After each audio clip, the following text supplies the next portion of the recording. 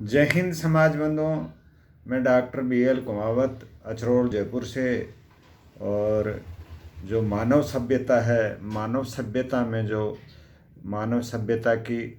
3 मूलभूत आवश्यकताएं हैं, रोटी, कपड़ा और मकान। जिसमें जो मकान की जो आवासीय सुविधा है वो अपना कुमावत समाज अपने पूर्वजों के समय से हजारों वर्षों से इस मानव समाज को एक तरह से सेवा के रूप में देता आया है। ये अपन सभी कुमावत बंधुओं के लिए बड़े गर्व की बात है। आज नई नई तकनीक आ गई और जैसे पहले जो भी मकान बनते थे पत्थर चूना इससे बनते थे, और आज जो नई तकनीक आई है जैसे सीमेंट आ गया, लोहे का भी उपयोग होता है, और अन्य कई ऐसे केमिकल भी आए हैं जैसे रंग पेंट के लिए भी नए नए केमिकल आ गए। लेकिन अगर जब चर्चा होती है और जब अपन देखते हैं, अनुभव करते हैं, तो जो पुरानी शिल्प कला थी उसकी कोई सानी नहीं है। आज हर मकान मालिक एक आवाज़ मकान बनाने का हर आदमी का सपना होता है, और अपने जीवन में मकान की अगर बात आती है तो एक बार ही उसको मकान बनाने का अवसर मिलता है। और जब वो मकान बनाने की सोचता है, जब भी वो ये सोचता है, देखता है मैं ऐसा कोई जो कॉन्ट्रैक्टर है उसको तलाश करूं, या कोई ऐसा शिल्पकार या कलाकार मिले जिससे मेरा जो सपनों का घर है वो बन सके। और उस चक्कर में वो कई ऐसे लोगों के चक्रव्यूह में फंस जाता है, और जैसे तैसे करके वो अपना आवाज़ तो बना लेता है, लेकिन उसमें उसको कई चीज़ों से समझौता करना पड़ जाता है। आज जैसे जो भी मकान बना करके रहने भी लग गए, लेकिन अगर उनकी पीड़ा सुनी जाए तो बहुत सी समस्याओं से वो जूझते हुए ही उस मकान में रहते हैं। पहले जो भी मकान बनते थे वो एक तरह से जो भी शिल्पकार होता था उसको कारीगर भी कहते थे, कोई कलाकार भी कहते थे, लेकिन वो अपनी पूरी अंतरात्मा को उस मकान में समर्पित करके ऐसा उस मकान वाले की हैसियत के अनुसार ऐसी कला का सर्जन करता था जिसमें वो मकान मालिक आने वाली उसकी 1-2 पीढ़ियों तक भी उस मकान में बिल्कुल आराम से रहते थे। किसी भी तरह का उसको कोई गिल शिकवा नहीं था। पहले के जो मकान आज से 500-700 साल पहले बने हुए हैं, अगर वो अच्छे रख रखाव से हैं तो आज भी पूर्णतया सुरक्षित हैं। और आज जो नई तकनीक आने के बावजूद भी जो मकान मालिक हैं उन तकनीकों से मकान तो बनवा लेते हैं, लेकिन साल में 2 साल बाद में उसमें कहीं क्रैक आ जाता है, कहीं सीलन आ जाती है, और वो हमेशा के लिए उससे कुंठित रहते हुए अपना जीवन व्यतीत करते हैं। तो मैं आप सभी कुमाऊँ समाज बंधुओं से जो भवन निर्माण से जुड़े हुए हैं, और वैसे देखा जाए तो जो कुमाऊँ समाज है वो चाहे काम कोई भी करे, लेकिन जो भवन निर्माण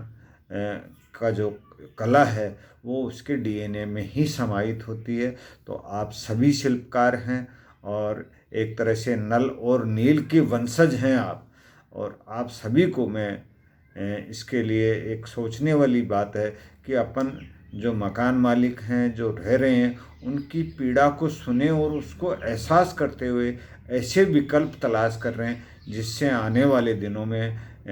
जो मकान मालिकों की ये पीड़ाएं हैं ये न रहें। और एक तरह से आज देखा जाए तो बेरोजगारी की समस्या से भी अपना समाज जूझ रहा है, और अगर इसमें नए इनोवेशन आए, इस कला के साथ में अगर शिक्षा का संगम हो तो ऐसी त्रिवेणी निकले जिससे अपने समाज में रोजगार की कमी नहीं रहे, अपन लोगों को रोजगार देने वाले थे, और आगे भी अपन अगर इस कला को जीना शुरू करें इस कला में, तो आने वाले समय में अपन एक मानव समाज की सच्ची सेवा और बहुत ही बढ़िया उसके सपनों का घर तैयार करके दे सकते हैं। आप अपने आप को ये न माने कि मैं अकेला क्या कर सकता हूँ। मेरा विज़न है, मेरे आइडिया आया है कि अपन जितने भी समाज बंधु हैं, चाहे वो भवन निर्माण से जुड़ा हुआ हो या न जुड़ा हुआ हो, केवल इस कला को के बारे में रुचि रखता हो, वो सभी एक ऐसा संगठन बनाएं जो ऑल ओवर इंडिया में जो मकान मालिकों की समस्याएं हैं उनको सुने। और ऐसा अपने समाज में बहुत से इंजीनियर हैं, बहुत अच्छे अच्छे कलाकार हैं, शिल्पकार हैं, सब तरह के कारीगर हैं, और एक ऐसा संगठन बना करके ऐसी